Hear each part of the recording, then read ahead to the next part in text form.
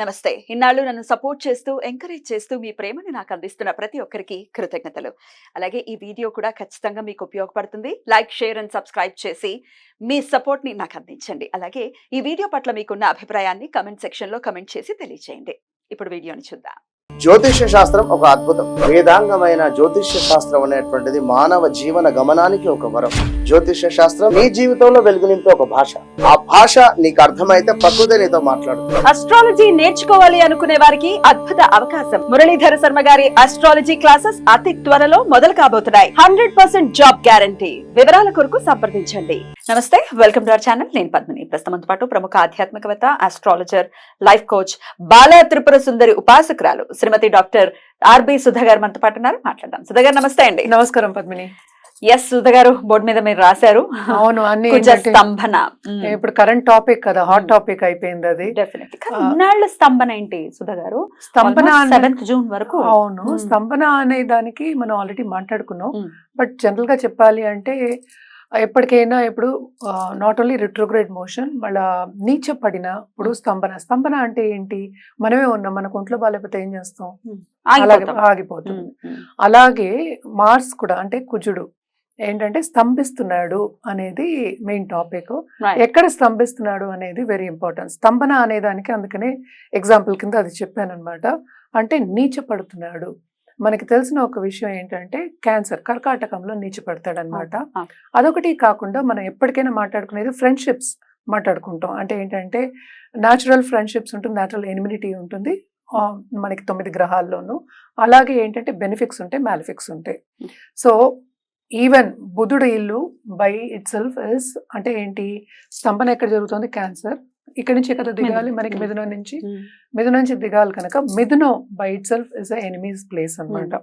So అక్కడ కూడా ఏంటంటే మనం ఎక్కడైనా తెలియని ప్లేస్ లో కానీ వేరే ప్రదేశంలో వెళ్ళినప్పుడు గబుకుని మనకి తెలియదు ఎలా చేయాలి, పనులు చేయాలో తెలియదు కనుక. అలాగే ఒక ఎనిమి ఇంట్లో ఉన్నాము అంటే కట్టేసినట్టే ఉంటుంది కదా, అలాగే ఉండదు. అందుకోసమే స్తంభిస్తోంది ఎన్ని నెలలు అని చెప్పుకుంటున్నాం అనమాట. అది ఎప్పుడెప్పుడు జరుగుతోంది అనేది చూద్దాం. ఇప్పుడు ప్రస్తుతం మనం ఇంకా ఆగస్ట్ ఎండ్ సెప్టెంబర్ లో ఉన్నాం అనుకుందాము. ఆగస్ట్ 26th నుంచి మిథునంలో ఉన్నారు. సో మిథునం నుంచి మళ్ళా ఏమో కర్కాటకంకి October 20th వెళ్తున్నారు అనమాట. సో వెళ్ళిన తర్వాత అక్కడ రిట్రోగ్రేడ్ మోషన్ అనేది జరుగుతోంది. అంటే క్యాన్సర్ లో నీచ స్థితిలో జరుగుతోంది. అదేమో 21st జనవరికి మళ్ళా మనకి మిథునంలోకి వెళ్తారనమాట. సో October 20th నుంచి 21st Jan వరకు రెట్రోగ్రేడ్ లోనే ఉంటారు ఆయన? లేదు, కిందకి దిగిన తర్వాత రిట్రోగ్రేడ్ అవ్వాలి కదా. అవ్వాలి. రెట్రోగ్రేషన్ లోనే నీచంలో రెట్రోగ్రేడ్ రిట్రోగ్రేడ్ అంటే కిందకి దిగాలి కదా. So that is direct motion. So మళ్ళా రిట్రోగ్రేషన్ అయినప్పుడు వెనక్కి వెళ్ళాలి కదా. సో వెనక్కి ఎప్పుడవుతోంది? అది మనకి జనవరిలో అవుతుంది నెక్స్ట్ ఇయర్. మిథునంలోకి వెళ్తున్నారు. అది నేను అందుకనే 6 వేశారు. ఫిబ్రవరి వరకు ఉందన్నమాట అది. సో ఫిబ్రవరి వరకు అంటే రిట్రోగ్రేషన్ మోషన్ అనమాట. అంటే 24th ఫిబ్రవరి వరకు ఉంది. మళ్ళీ డైరెక్ట్ మోషన్ అవ్వాలి. రిట్రోగ్రేడ్ అయిన తర్వాత మళ్ళీ కర్వ్ తిరగాలి కదా, వెనక్కి తిరగాలి. అప్పుడే కదా మనం డైరెక్ట్ మోషన్ రావాలి. So direct motion 24th Feb నుంచి 3rd April మనకి మిథునంలో అవుతున్నారు. దాని తర్వాత ఏంటంటే 3rd April కి మనకి కర్కాటకానికి వస్తున్నారు అనమాట. June 7th వరకు ఇక్కడ ఉంటున్నారు. తర్వాత June 7th కి మనకి సింహంకి వెళ్తున్నారు అనమాట. సో ఇన్ని రోజులు ఏంటంటే ఇది చాలా ఎక్కువ రోజులు. యూజువల్ గా మార్స్ మనకి కుజుడు 45 days లో మనకి మూవ్ అవుతూ ఉంటారు అనమాట.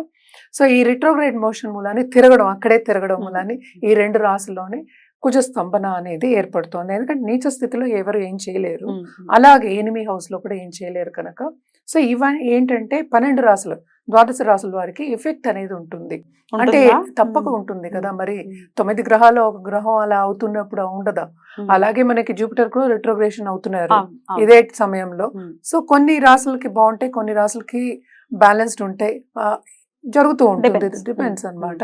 It is not only that. ఏంటంటే దీంట్లో కూడా మళ్ళా రిట్రోగ్రేడ్ అయినప్పుడు ఒకలా ఉంటుంది, Hmm. డైరెక్ట్ మోషన్ అయినప్పుడు ఒకలా ఉంటుంది. Hmm. సో రెండు విధంగా మనం చెప్పుకోవాల్సి వస్తుంది ఒక్కొక్క రాశికి ఓ అన్నమాట. రెండు చెప్తారు అయితే ఇప్పుడు. అవును, రెండు ఉండాలి అండ్ పరిహారం కూడా ఆబ్వియస్ గా చెప్తారు కదా? అంతే కదా. Right. జనరల్ పరిహారం అంటే మనం కుజుడికి Hmm. జపం అది చేసుకోవడం అనేది జనరల్ గా చెప్పుకునేది. Hmm. మనం ఒక్కొక్క రాశికి చూసి మనం విడివిడిగా చెప్పుకోవచ్చు. తప్పకుండా ఈ ఎక్స్ప్లెనేషన్ ఖచ్చితంగా వినాలి. వినకుండా డైరెక్ట్ గా వెళ్ళిపోవటం, డైరెక్ట్ గా రాశి గురించి తెలుసుకుంటే మనం నాలెడ్జ్ ఉంటే దాని అర్థం ఇంకాస్త బెటర్ గా అర్థం అవుతుంది మనకి.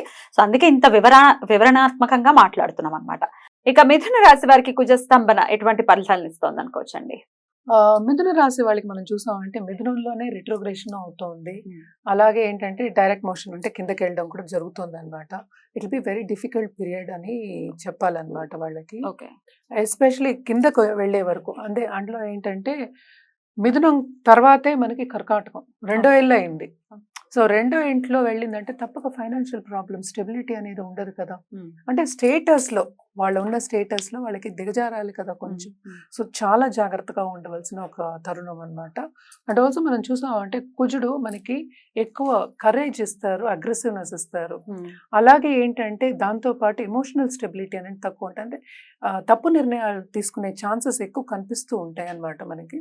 సో ఈ పీరియడ్ ఎస్పెషలీ రిట్రోగ్రేషన్ పీరియడ్, ఎందుకంటే మనకి మిథునంలోనే రిట్రోగ్రేషన్ కూడా అవుతోంది. ఈ పీరియడ్ ఫిబ్రవరి నుంచి ఏప్రిల్ వరకు, అలాగే మనం జనవరి అనుకుందాం, నెక్స్ట్ ఇయర్ అంతా అనుకుందాం, నెక్స్ట్ ఇయర్ మనకి మార్చ్ వరకు అనుకుందాం. అట్లాగా జాగ్రత్తగా ఉండాలి అనేది ఎక్స్ట్రీమ్లీ ఇంపార్టెంట్ అన్నమాట వీళ్ళకి. ఏదైనా తొందరపాటు నిర్ణయాలు వద్దు. ఎవరైనా తప్పక ఏంటంటే ఎవరైనా అప్పులు తీసుకుంటాం మన దగ్గర, అప్పులు ఇచ్చే అవన్నీ పెట్టుకోవద్దు. ఇన్వెస్ట్మెంట్ రంగంలో మరీ ఇన్వెస్ట్మెంట్స్ ఒకే దాంట్లో పెట్టుకోవద్దు. లాసెస్ వచ్చే ఛాన్సెస్ ఎక్కువ కనిపిస్తున్నాయి.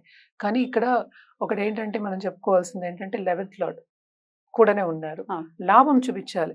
కానీ ఇక్కడ మనం చూసామంటే 6th లార్డ్ కూడా అయ్యారు.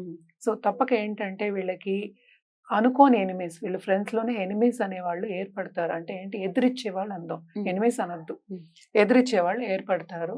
అలాగే ఏంటంటే వీళ్ళకి తప్పక ఖరీదైన వస్తువులు ఈ టైంలో కొనుక్కునే ఛాన్సెస్ వస్తాయి. దాంట్లో లాసెస్ వచ్చే ఛాన్సెస్ ఉంటాయి. అంటే క్రయ విక్రయాల్లో కొన్ని ప్రాబ్లమ్స్ అంటే ఏంటంటే మనకి స్ట్రైట్గా ఉండదు అనమాట. జాగ్రత్తగా చూసుకోవాలి, అందరినీ నమ్మకూడదు అనేది వీళ్ళకి వెరీ ఇంపార్టెంట్. ఎస్పెషలీ అక్టోబర్ నుంచి, ఈ సంవత్సరం నుంచి నెక్స్ట్ ఏప్రిల్ వరకు కొంచెం జాగ్రత్తగా ఉండాలి అని చెప్పడం జరుగుతుంది అనమాట. అలాగే ఈ రాశిలో ఉన్న వాళ్ళ పిల్లలు, వాళ్ళ మీద తప్పక వీళ్ళు ఖర్చు పెట్టవలసి వస్తుంది. రెండో ఇంట్లోకి ఎస్పెషల్లీ నీచు పడినప్పుడు పిల్లలు చెప్పిన మాట వినరు. వాళ్ళని ఒక దారిలో పెట్టడం అనేది కనిపెట్టుకుంటూ ఉండాలి అనేది వెరీ వెరీ ఇంపార్టెంట్ అనమాట. ఇవన్నీ జాగ్రత్తగా చేసుకుంటూ రెమెడియల్ మెషర్స్ మాత్రం బల్లగుద్ది చెప్పాలి, తప్పగా చేసుకోవాలి వీళ్ళు అని చెప్పాలి. ఎందుకంటే మొత్తం అంతా జరిగేది ఈ రాశిలోనే కనుక. సో తప్పక స్తంభించడం అనేది దేంట్లో, కెరియర్ పాత్లో, అలాగే ఫైనాన్షియల్ విషయంలో, అలాగే ఏంటంటే మన మంగళకారకుడు దాంపత్య జీవితం ఆర్ ఇంటర్పర్సనల్ రిలేషన్షిప్, ఇవి మూడే కదా ఎవరైనా కోరుకునేది. దాంతో పాటు మనకి డబ్బు రావడం, రాబడి, ఈ అన్నిట్లోనూ కొంతవరకు నెగటివిటీ అనేది చూపిస్తోంది కనుక తప్పక వీళ్ళు రెమెడియల్ మెషర్స్ పరిహారాలు చేసుకోవడం అనేది వెరీ ఇంపార్టెంట్. అంటే ఏంటి, బుధాయ నమః అని every time, every day chant చేసుకోవచ్చు, బుధాయ నమః చేసుకోవచ్చు. నవగ్రహ స్తోత్రం చదవడం అనేది వెరీ వెరీ ఇంపార్టెంట్. అంటే బుధవారం అలాగే ఏంటంటే వినాయకుడికి ఎప్పటికైనా సరే వినాయకుడికి పూజ చేయడం చాలా చాలా ఇంపార్టెంట్. ఎందుకంటే ఆబ్స్టికల్స్ రాకుండా, ఏదైనా అడ్డంగాలు రాకుండా కొంచెం స్ట్రైట్గా వెళ్ళాలి కదా. అంటే అడ్డంగాలు దాటుకునే మనం వెళ్ళాలి. సో అది కూడా మనం వెళ్ళగలగాలి, ఆ పవర్ ఇవ్వాలి, ఆ ఎనర్జీ ఇవ్వాలి అని కోరుకోవాలన్నమాట. కోరుకున్నప్పుడు కొంతవరకు ఏంటంటే ఎప్పుడు డైరెక్ట్ అయినప్పుడు కొంచెం బెటర్గా ఉంటుంది వీళ్ళకి. ఆ టైంలో ఇన్వెస్ట్మెంట్స్ చేసుకుంటే వాళ్ళకి లాభాలు అనేవి వస్తాయి. అంటే డబుల్ అవ్వచ్చు, త్రిబుల్ కూడా అవ్వచ్చు. ఎందుకంటే ఎస్పెషలీ ఈ రాశి వాళ్ళు ఎక్కువ business people, business minded people, intellect ఎక్కువ ఉంటుంది. సో అందుకోసం అని ఆ టైంలో చేసుకోవడం అనేది ఇంపార్టెంట్. ఇది షార్ట్ పీరియడే, కొంత ఓపిక వహించాలి, అంతే, పేషెంట్ గా ఉండాలి. అగ్రెసివ్నెస్ ఉంటే సరిపోదు, అందుకే తొందరపాటు నిర్ణయాలు వద్దని ముందే చెప్పేస్తాం మనం. సో ఇవన్నీ చేసుకుంటూ పరిహారాలు చేసుకోవడం అనేది ఇంపార్టెంట్ అన్నమాట. డెఫినెట్లీ అవి చేసుకుంటూ కొంత ఓపిక పట్టేటటువంటి సమయం కాబట్టి కాబట్టి ఆ సమయాన్ని జాగ్రత్తగా డీల్ చేస్తూ ఈ టైం అంతా కూడా వాళ్ళకి పీస్ఫుల్ గా వెళ్ళిపోవాలి మిథున రాశి వారికి అని మనస్ఫూర్తిగా కోరుకుంటే ఇక నెక్స్ట్ ఎపిసోడ్ లో కర్కాటక రాశి గురించి తెలుసుకుందాం. థ్యాంక్ యూ అండి. నమస్తే.